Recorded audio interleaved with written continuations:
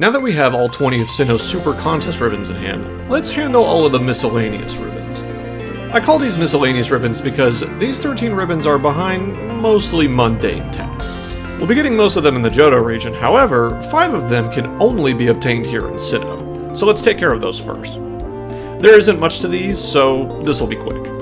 First and foremost, the Sinnoh Champion ribbon is earned by defeating Cynthia in the Elite Four. Pretty easy, since I also transferred the Pokemon from my Generation 3 Battle Facility teams. Salamence, Registeel the Goat, Latios, Seahorse, Sailfish, you guys remember them. Hard to lose, even against Cynthia when we're rocking some min-max level 100 Pokemon.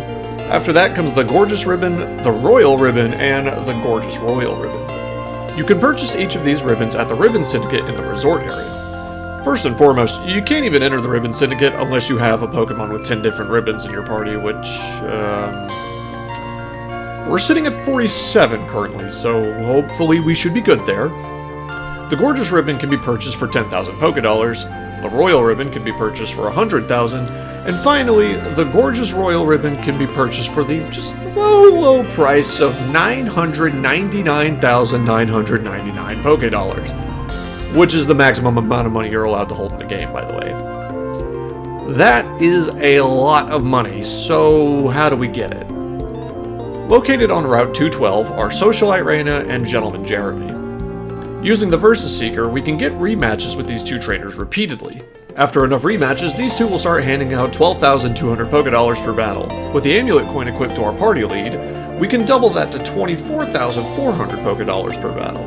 It still takes a lot of battles to get to the needed money required for the ribbons, but it's the path of least resistance, as these two trainers are absolute pushovers. I will never financially recover from this purchase. While I ruminate on the financial fallout I've just put myself into, let's take a stroll down the beach on Route 213 to Dr. Footstep. Supposedly, this man can tell how much a Pokemon loves its trainer simply by looking at their footprint. Makes sense to me, I guess. He is a doctor, after all. God, I wonder what that college bill looks like.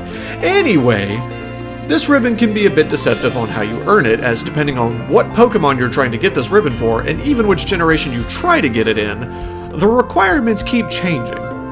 Depending on which Pokemon and which generation you're doing this in, the requirement is either to get maximum friendship with the Pokemon, or have it grow 30 levels since it was met. You may need to look up the requirements for your specific situation, but to get this ribbon on Eevee and Pokemon Platinum, we need max friendship. You know, you would think that after all of the walks in Amity Square, the massages I got in order to get various accessories, winning 20 contests, beating the Elite Four and the Champion, the countless battles against these rich jerks, and all of the walking in between these things, that Angelite would be at max friendship, but no. We apparently just aren't close enough yet. To be fair, I didn't have the Soothe Bell equipped this whole time, but to be honest, I really didn't expect to need it. Anyway, I gave Eevee the Soothe Bell and used the date skip exploit to repeatedly get massages at the Ribbon Syndicate until Eevee had high enough friendship to earn the Footprint ribbon. And of course, what better way to celebrate a lifelong friendship than by immediately shipping our lovable Gray Fox over to a completely new trainer in the Johto region to earn the remaining 14 ribbons in Generation 4. First up is the Legend ribbon. All you gotta do is beat Red atop Mount Silver. Normally a daunting task, but again, this is the team we're working with here. Even Red doesn't stand much of a chance. Let's see. What else do we have here? All we have left before going to the Battle Tower are the Day of the Week ribbons. These ribbons are awarded simply by talking to the correct NPC on a given day of the week. You could wait for the appropriate day to roll by, or just use the date skip exploit to get them all relatively quickly. I find it's more in the spirit of things to wait for the given day, but seeing as how I wanted to stream this entire process, and kind of limited on the days I can stream, I went with the date skip exploit. For Heart Gold and Soul Silver specifically, it goes as follows. For the Alert ribbon, talk to Monica on Route 40 on Monday.